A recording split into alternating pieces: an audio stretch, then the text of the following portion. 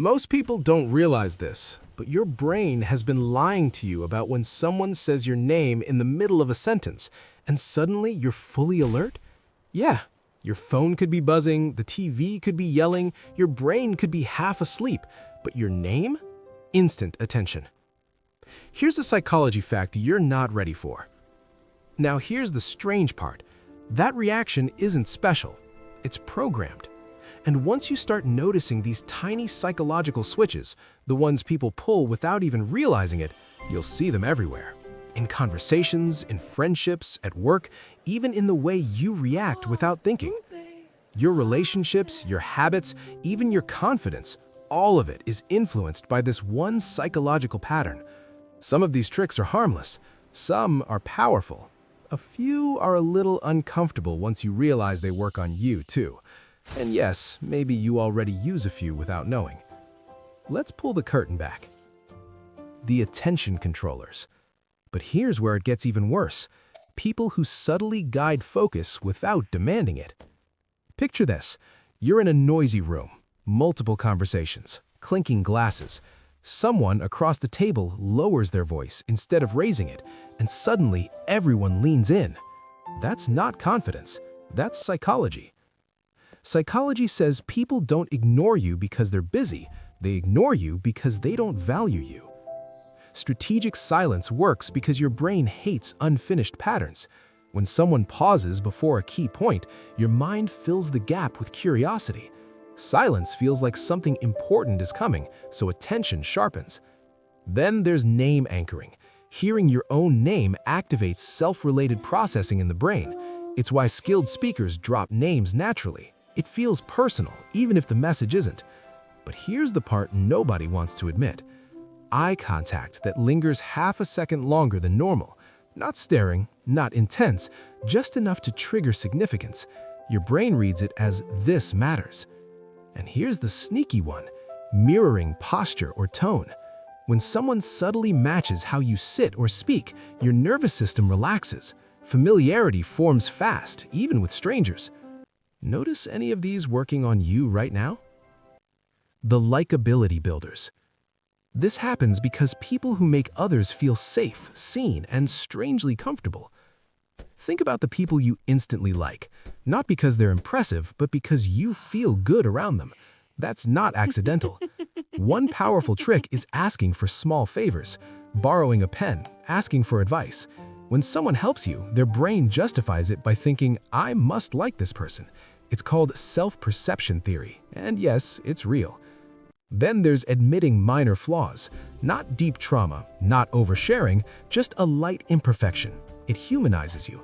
Perfect people trigger comparison, slightly flawed people trigger connection. Another one? Active listening with verbal reflections. Saying things like, so what you're saying is, signals understanding. The speaker feels validated even if you haven't solved anything.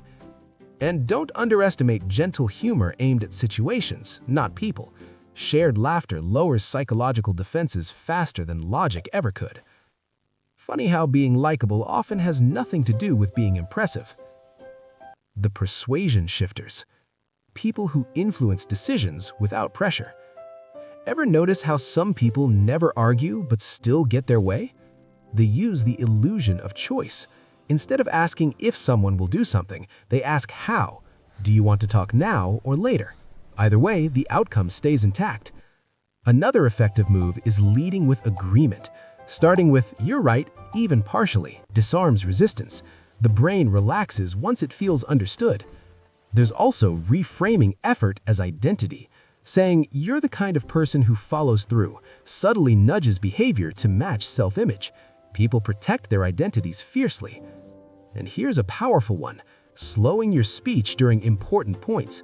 Your brain associates calm pacing with certainty. Rush sounds unsure, even when it's correct. Persuasion rarely sounds like persuasion. That's why it works. The boundary setters. Here's the truth you've been avoiding. People who protect their energy without confrontation. Imagine someone asks for too much, again and again. You want to say no, but you don't want the awkwardness. Psychologically savvy people use delayed responses, not avoidance, intentional space. It signals that access to you isn't instant and your time has weight. Then there's the broken record technique, calmly repeating your boundary with no new explanations, no defending, no emotional spikes. The brain eventually stops pushing when there's nothing to grab onto. And watch how effective neutral facial expressions can be. Emotionless calm discourages manipulation. Drama feeds on reaction. Boundaries aren't walls, they're filters. The self-influencers. Tricks that work on your own mind, especially when motivation disappears. Let's turn this inward. When you feel overwhelmed, your brain sees everything as urgent. The fix? Writing tasks down by hand. It externalizes stress. The mind relaxes once it knows nothing will be forgotten. Another surprisingly effective trick is starting with 2 minutes. Not 20, not finish the task, just begin. Momentum follows action, not the other way around. There's also changing your environment instead of fighting willpower. Moving your phone out of reach, sitting in a different chair. Behavior shifts faster when friction changes.